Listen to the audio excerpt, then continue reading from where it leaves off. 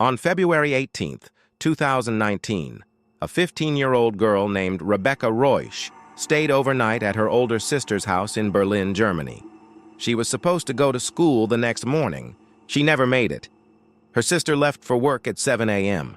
The only person still in the house was her brother-in-law, Florian.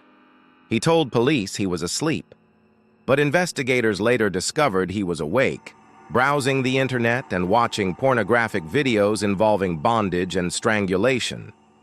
Rebecca's phone connected to the home Wi-Fi at 7:46 a.m.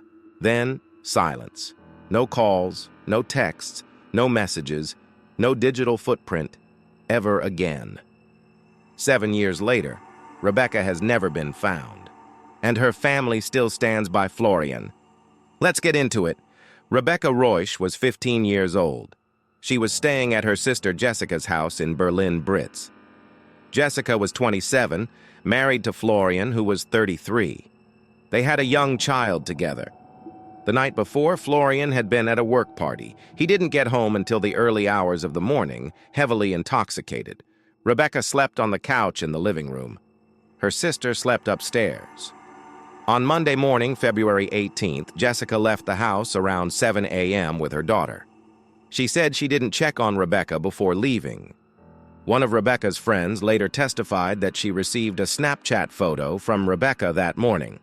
In the picture, Rebecca was wearing a BTS hoodie, a pink jacket, ripped jeans, and black sneakers. She appeared to be standing in a hallway. Investigators determined that Rebecca's phone last connected to the home Wi-Fi at 7:46 a.m. The photo must have been taken sometime between 7 a.m.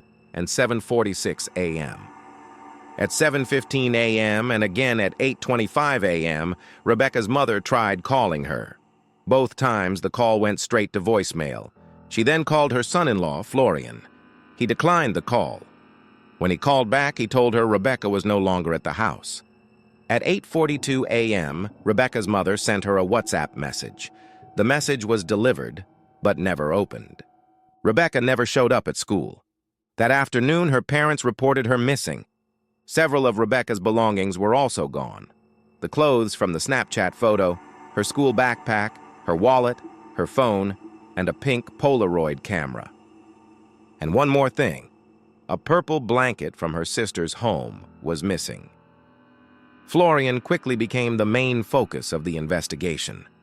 He was the only person who could be proven to have been in the house with Rebecca that morning. And his statements didn't add up. He told police he had been asleep that morning, but investigators were able to prove he was awake, browsing the internet and watching pornographic videos involving bondage and strangulation. When confronted with this, Florian admitted he lied. He said he was afraid of looking suspicious. But that raises an obvious question. If nothing happened, why would he be afraid of looking suspicious? Then there were the car trips. License plate recognition systems on nearby highways captured Florian's car driving on the A12 highway toward the Polish border on the morning Rebecca disappeared, and again late in the evening the next day. He never gave a clear explanation for these trips.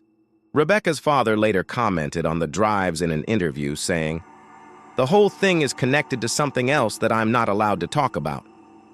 Some speculated the trips were related to drug deals, but there's no evidence to support this. Police searched the area extensively. A witness reported seeing a raspberry red Renault Twingo, Florian's car, parked in a wooded area near Kummersdorf on February 18th. 3 women on horseback said they saw a man in the area around midday. The forest was searched. Nothing was found. Additional forests and lakes along the A12 were searched in March and April of 2019. Still nothing. Florian was arrested twice, in February and March of 2019. Both times he was released due to lack of evidence. Then, in October 2025, more than 6 years after Rebecca disappeared, over 100 officers searched a property in Tausche, a small town in Brandenburg.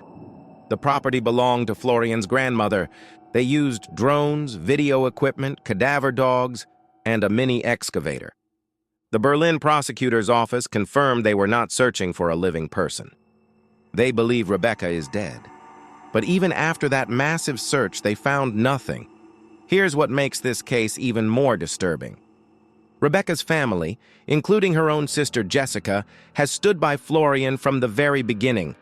They say they're convinced of his innocence. They've criticized investigators for focusing too heavily on the theory that Rebecca never left the house alive. Jessica even had another child with Florian after Rebecca disappeared. Let that sink in. Her sister's husband was watching strangulation videos the morning her little sister vanished. His car was spotted driving toward Poland twice. He lied to police. He's been arrested twice. And she had another baby with him. One person close to the case said, "Everyone pretty much believes Florian did it, and that her family is well aware of it but hiding it." Another commenter put it bluntly, "Why would the family protect him? Probably because his wife still loves him. Maybe the family agreed to protect him for her. Or maybe she was involved too." Someone mentioned the case of Karla Homolka, a Canadian woman whose husband raped and murdered her younger sister. It turned out Karla was an active participant. Multiple people raised the same question about Jessica. Now let's talk about what the evidence actually shows. The theory investigators consider most likely is that Rebecca did not leave her sister's house alive. Think about it. Her phone connected to the Wi-Fi at 7:46 a.m. After that, nothing. No calls, no texts, no messages, no location data. Complete silence. She left behind everything someone would normally take. ID, money, bank card. There were no goodbye messages, no note, no sign she was planning to run away. Her friends and family said she was engaged with everyday life. She talked about school, about normal plans. There were no signs of depression or any intention to disappear. The only person in the house with her that morning was Florian, a man who was watching violent pornography while claiming to be asleep. His car was captured on highway cameras heading toward Poland. Twice. A purple blanket went missing. The kind of thing you might use to wrap a body. And despite massive searches along the highway, through forests, lakes, and even his grandmother's property, Rebecca has never been found. The top comment on this case said it simply, "Florian did it." Another said, "The moment they mentioned a blanket missing and his viewing habits, I could see no other reasonable explanation." One commenter wrote, "Her body is somewhere along the route he took to Poland, probably still wrapped in the blanket." Someone else pointed out the timeline. Rebecca was reported missing on February 18th. The police didn't declare it a missing person case until February 21st. It wasn't handed to the homicide squad until February 23rd. That gap gave Florian time. Another disturbing comment. The family stands by him because otherwise they have to face the fact that their daughter's husband murdered their younger daughter.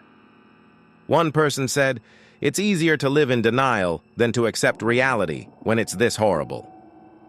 And another wrote, "There are women who will stand by their man regardless of what he does. She may be one of those people who viewed her sister as a temptress. And who knows what lies Florian may have filled her head with." 7 years later, Rebecca Reusch is still missing. Police believe she's dead. Her family believes she's alive. And Florian, the man who lied about sleeping while watching strangulation videos, whose car was spotted heading toward Poland, who has never explained what he was doing that morning, has never been charged. Some cases have answers that everyone knows but can't prove. This might be one of them. So what do you think? Did Florian do it? Is the family protecting him? And will Rebecca ever be found? Drop your thoughts in the comments. If this case stuck with you, hit that subscribe button. We cover stories like this every week, and if you want another unsolved mystery, check out the video on screen right now. I'll see you in the next one.